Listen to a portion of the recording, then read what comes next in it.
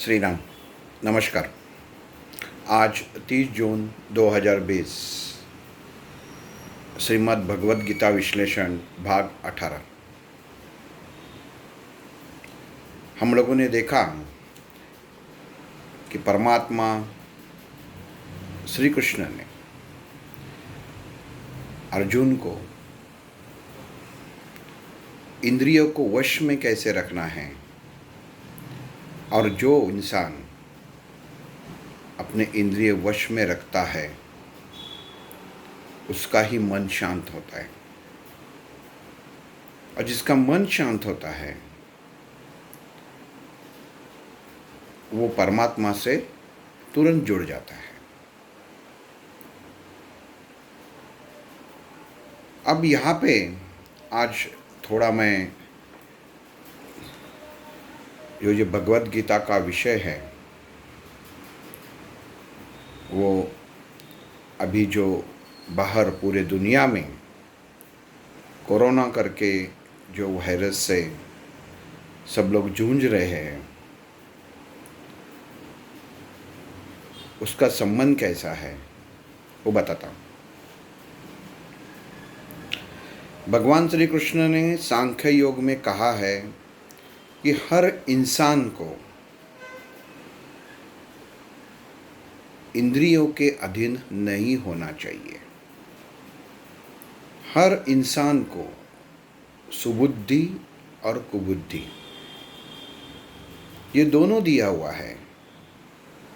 सही समय पे सही इस्तेमाल होना जरूरी है।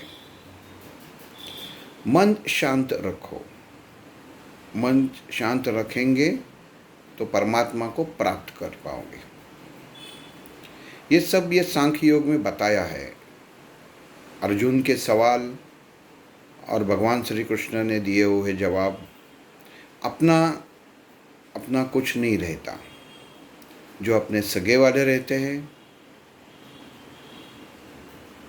उनके भी प्रति हम लोगों का प्यार रहता है, लेकिन वो भावना विवश प्यार अगर आपका है तो वो गलत है। ये सब चीज़ें सांख्य योग की, अभी ये जो कोरोना आया है इससे कितनी मिलती जुलती है वो मैं आपको थोड़ा सा बताता हूँ।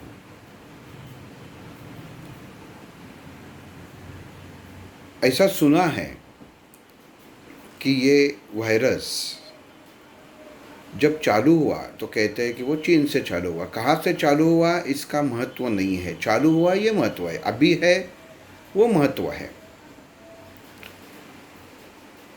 ऐसा कहते हैं कि जानवर की वजह से ये चालू हुआ। हर इंसान में अलग अलग तरीके से फैल गया, लेकिन जब बाद में इसने जो तबाही मचाई है, पूरे दुनिया को इसने बंद कर दिया है। हर इंसान, हर देश के वैज्ञानिक बस इसकी दवाई ढूंढ रहे हैं, इसको कैसे हराया जा सके। लेकिन ये पैदा क्यों हुआ, किस वजह से हुआ और क्यों हुआ?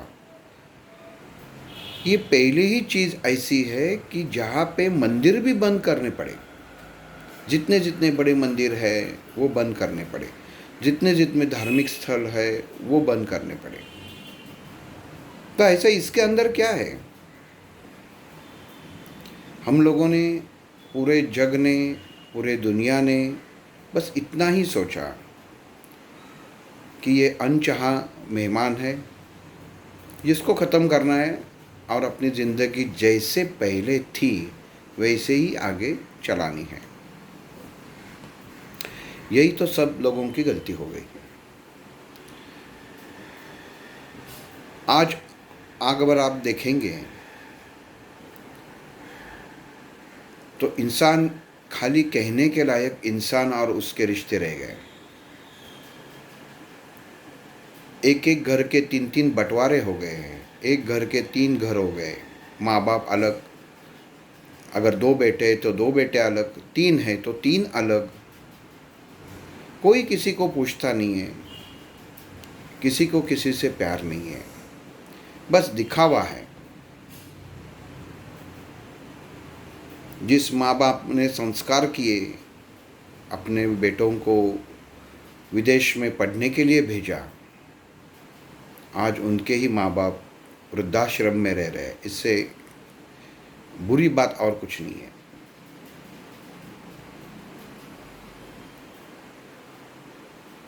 भगवान ने इतना खाना अलग अलग तरीके से ये दुनिया में बनाया है, वो छोड़ के इंसान जानवर के पीछे लग गया। कुछ देशों ने तो कोई ऐसा जानवर छोड़ा ही नहीं कि वो खाया नहीं है।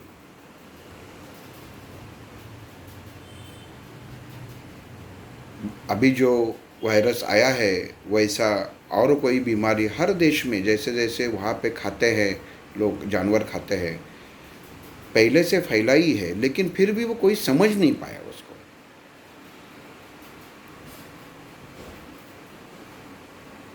बस उस पर कोई दवा निकल गई, वो खाना है और जैसे थे वैसा, उस पर कोई अलग से आप कुछ नहीं कर सकते।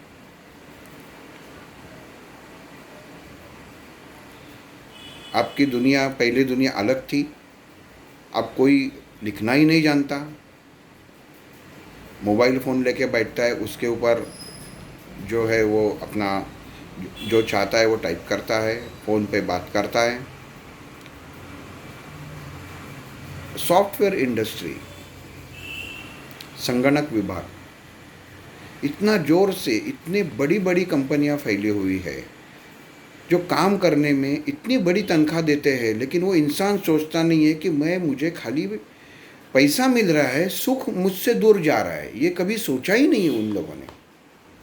12-12, 14-14 घंटा काम करना है, खुद की सेहत बिगड़ना है, उनको दवा खाना मंजूर है, लेकिन पैसा चाहिए। नींद नहीं होती, आज सुबह काम करो तो वही इंसान कल रात को काम करता है। भगवान ने जो नियम बनाए हैं, भगवान ने जो जीवन चलाने की घड़ी बनाई है, उसके खिलाफ होने वाली ये सब बातें हैं, लेकिन किसी के समझ में नहीं आई।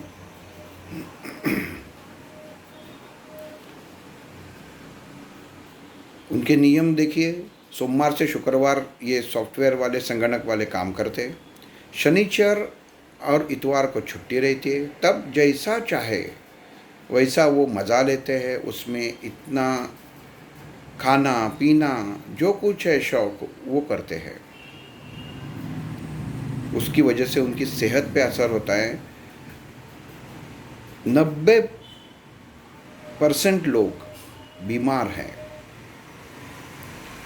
नींद की बीमारी लग गई है, बच्चे नहीं हो रहे माँ बहनों को जो काम करते हैं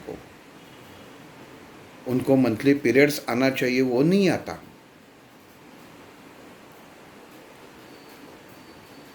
घर में जो बेटे रहते हैं, बेटियां रहती है, वो जब सोते हैं तो पप्पा घर पे आते हैं, और जो पप्पा सोते हैं तो वो घर पे बाहर स्कूल में जाते हैं, पाठशाला में जाते हैं।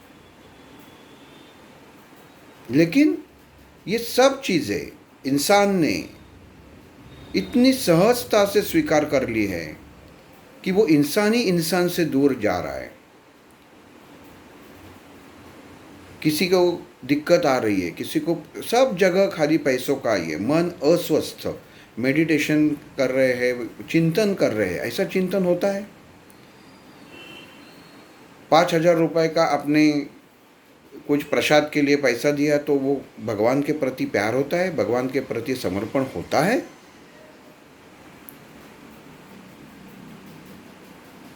कितने मंदिरों में, कितने गिरजाघरों में, कितने मस्जिदों में, कितने, कहाँ पे गुरुद्वारा में कितना व्यवसाय फैला हुआ है। भगवान को एक पैसा कमाने का साधन बना लिया सब लोगों ने। और भगवान को क्या चाहिए ये किसी ने सोचा ही नहीं।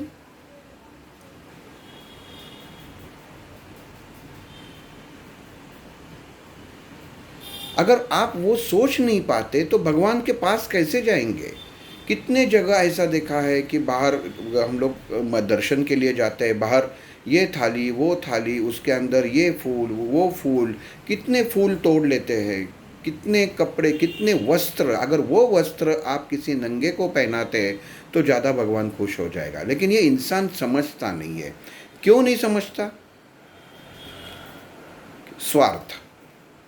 अगर मैं ये बाहर किसी को नंगे को दूँ, जो प्रसाद मैंने भगवान को चढ़ाने के लिए दिया है, वो भला ही उसके अंदर का पंडित मंदिर के अंदर का वो फेंक दे, वो चलेगा। लेकिन कोई भूखे को मैं अगर देता हूँ तो मुझे जो दिक्कत आ रही है, मैं जिस समस्या से गुजर रहा हूँ, वो हल नहीं होगी। ये मन में सवाल।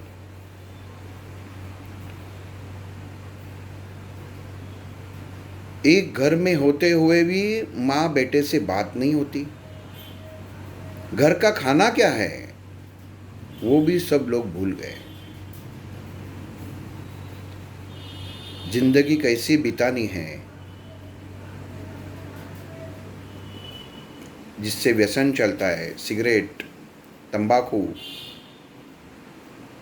कुछ न्यायालयीन प्रक्रिया से छूटकर ये करके अपना धंधा बढ़ा रहे हैं। और जो ये धंधा करते हैं वही हॉस्पिटल खोल रहे हैं। कैंसर जैसी बीमारी का हॉस्पिटल उनके हैं और वही बेच रहे हैं। लेकिन उनकी गलती नहीं है, ये इंसान की गलती है कि वो समझ नहीं पा रहा है। भगवान ने बुद्धि दिया, भगवान श्री कृष्ण ने इसके लिए कहा कि मैंने सुबुद्धि भी दी है और कुबुद्धि भी दी है। आप कौन से बुद्धि का इस्तेमाल करते हो, ये ज़्यादा महत्वपूर्ण है। लेकिन इंसान अपने ही मस्त में, अपने ही मस्ती में धुंध है। संस्कार क्या है वो भूल गया है। यहाँ पे थूकना नहीं है, यहाँ पे हाथ धोना है, वो बोलना पड़ता है। इससे सबसे बड़ी बेशर्मी की बात ही नहीं हो सकती।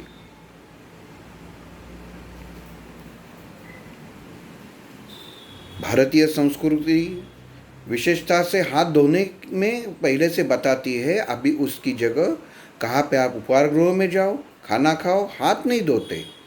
कागज के टुकड़े को नैपकिन बोलते हैं, उसको हाथ पोंछते हैं।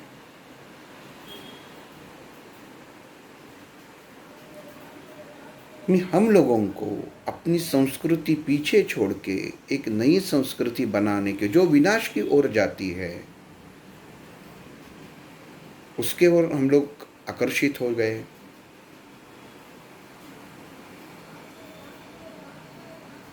भारत में हम बच्चों को अच्छी शिक्षा नहीं दे सकते।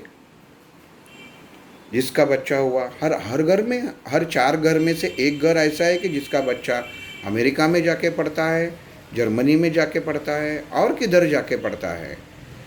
भारत में आप भारत में पढ़ने के लिए भेजो, बाद में काम करने के लिए अपने ही देश में बुला।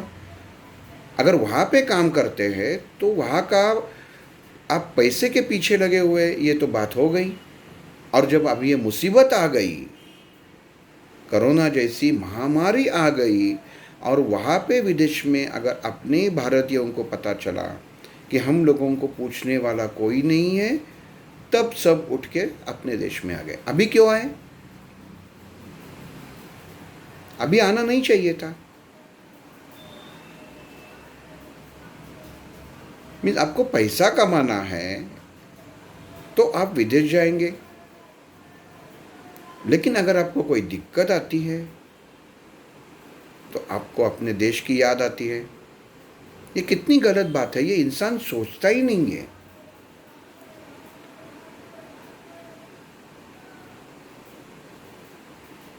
बीच में बहुत महीने पहले मैं जब हमारे रिश्तेदार गुजर गए थे,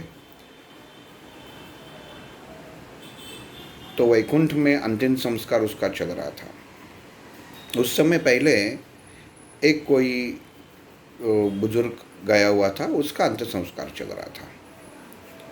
और वहाँ के कर्मचारी बोल रहे थे आप बाजू खड़े रहो, बाजू खड़े रहो। मुझे पता नहीं चला कि मुझे जूते निकालने थे, तो पता नहीं चला कि ये क्यों बोल रहा है। तो बाद में पता चला जहाँ पे मैं खड़ा था उसके ऊपर एक कैमरा लगा हुआ है।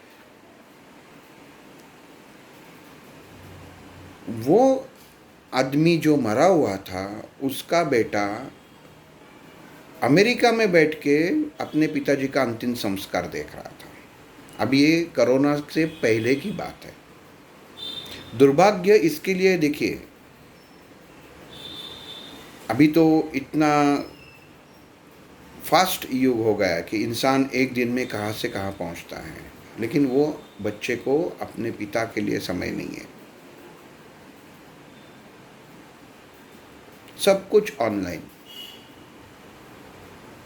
वहाँ से पैसे भेज दिए, उसका श्राद्ध कर्म करके वहाँ पे बेटे को कोई दिक्कत नहीं, वहाँ पे कोई प्रॉब्लम नहीं। इतनी बेशर्मी की बात है कि हम अपने संस्कार भूल गए हैं।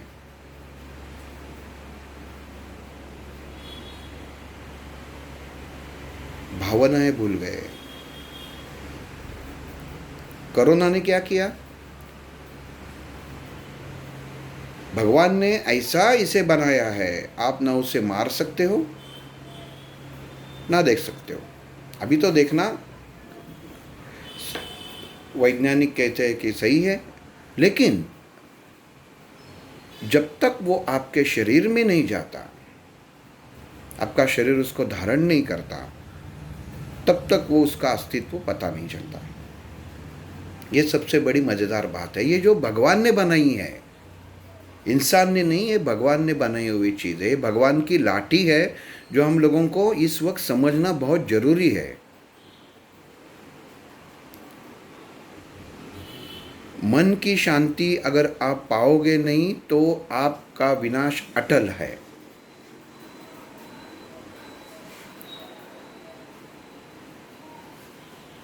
पूरी दुनिया बंद कर दी, सब कुछ आपके पास होते हुए भी आपको घर में बैठना पड़ रहा है।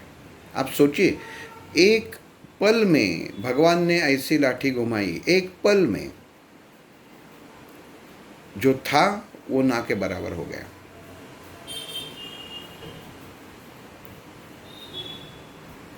ये हम लोगों को सोचना बहुत ज़रूरी है कि ऐसा ये हुआ है, इसका कल दवा निकलेगा, कल आगे हम लोग जाएंगे, लेकिन ये हुआ क्यों है, इससे सीख क्या लेनी है, वो सबसे बड़ी महत्वपूर्ण है। हम लोग भगवत गीता पढ़ते हैं, सब कुछ पढ़ते हैं, लेकिन उसके अंदर जो सीख है वो क्या है, वो कभी ध्यान नहीं देते।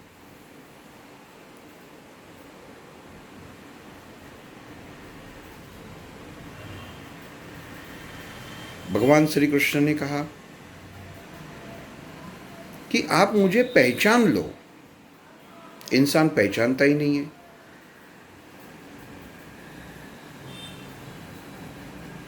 भगवान ने दिखा दिया कि जिससे आप बंद करके रखते हो और बाहर से देख के खाते खाते जिसका मज़ा लेते हो, वो जानवर जो पिंजरे के उस पार रहते हैं, वो आज खुले आम घूम रहे हैं और वो आज आपको देख रहे हैं और आप घर में हो। ये समझना बहुत ज़रूरी है कि भगवान ने क्या लाठी चलाई है।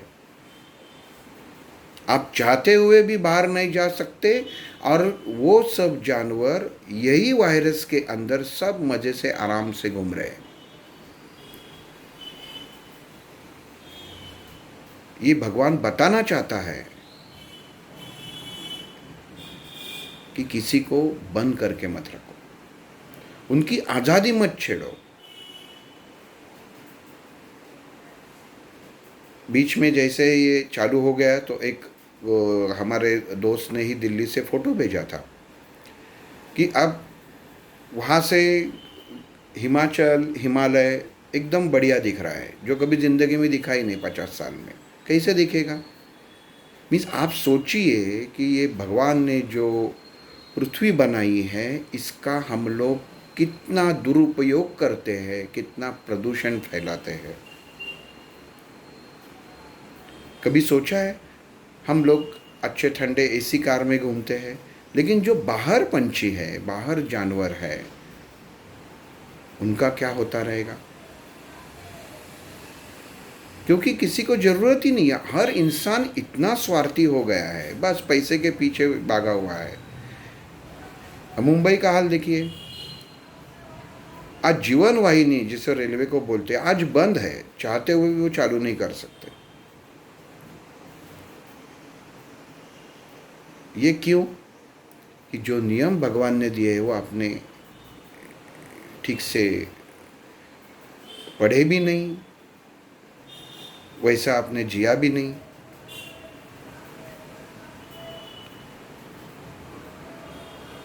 तो हम लोगों को कहाँ से शुरुआत करनी है? ये एक अवसर है, ये एक समय है कि इसके बाद हम लोगों को एक ठीक से सोच के अगली पीढ़ी को हम लोगों को एक सीख देनी है, अच्छी सीख देनी है। और क्या ये हुआ, हम लोग रोज़ होटल में खाते हैं, इधर जाओ उधर जाओ घूमते हो। अब बहुत 90% लोग घर में बैठे हैं, उनका क्या अच्छा बुरा हुआ गया? कुछ भी बुरा नहीं हुआ, अच्छा ही हुआ है।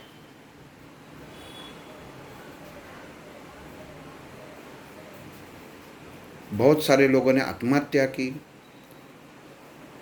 वो इसकी वजह से नहीं की, अपने क्षमता से ज़्यादा खर्चा किया, क्षमता से ज़्यादा कर्जा था, वो झेलने की उनकी ताकत नहीं थी। आत्महत्या करने सबसे बड़ा पाप है, किया लेकिन। तो ये भगवान की सीख है कि हमको कैसे जीना है। आपको वो हम जो पहले 2-3 पीढ़ी से पहले जो हमारे घर में संस्कार आते हैं, संस्कार हुए हैं, जो खाने में जो पदार्थ हम लोग पहले अपने घर वाले इस्तेमाल करते थे, वही आज ये सब की दवा है। आप सोचिए, भगवान ने कहा मैं तो पहले से ही आपके घर में ये खिला रहा हूँ, आप खिलाते नहीं है, खिलाना नहीं चाहते और खाना नहीं चाहते, तीनों चीज़ है। तो आप ज़बरदस्ती खाओ, मैंने ऐसा किया है। और ऐसा हुआ है क्या कि भगवान घूम रहे हैं? भगवान बोले ठीक है, मैं भी बैठता हूँ एक जगह।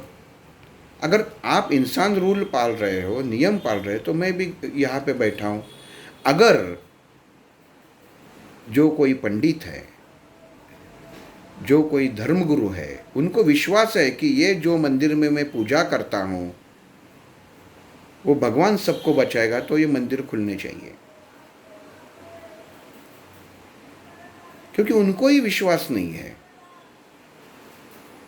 कोई भी पंडित जी हो, कोई भी रहने दो, अगर उसको तनख्वाह नहीं मिलेगा तो वो दूसरे दिन पूजा के लिए नहीं जाएगा। उनका आंदोलन अभी हो रहा है, ऐसा सुना है कि उनको तनख्वाह नहीं मिल रहा है। अरे आप भगवान के प्रति काम करते हो, भगवान के प्रति सेवा करते हो या तनख्वाह के लिए काम करते हो? अगर आप तनख्वाह के लिए काम करते हो तो आपके मन में भगवान के प्रति कोई भाव नहीं है। और भगवान चाहता ही नहीं है कि मुझे फूल से सजाओ, मुझे प्रसाद खिलाओ। भगवान सिर्फ अपने मन की भाव का भूखा हुआ है। एक पल उसको खाली याद करो, बस वो तुम्हारा हो जाएगा। वैसे ही भगवान श्री कृष्ण ने अर्जुन को कहा है कि एक बार तुम मुझ में शामिल हो जाओ तो तुम्हें बाकी सोचने की ज़रूरत नहीं है।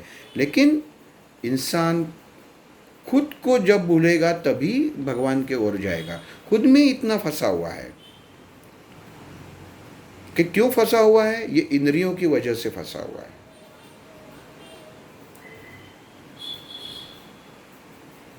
ये 18वां भाग थोड़ा सा अलग मैंने बताया है।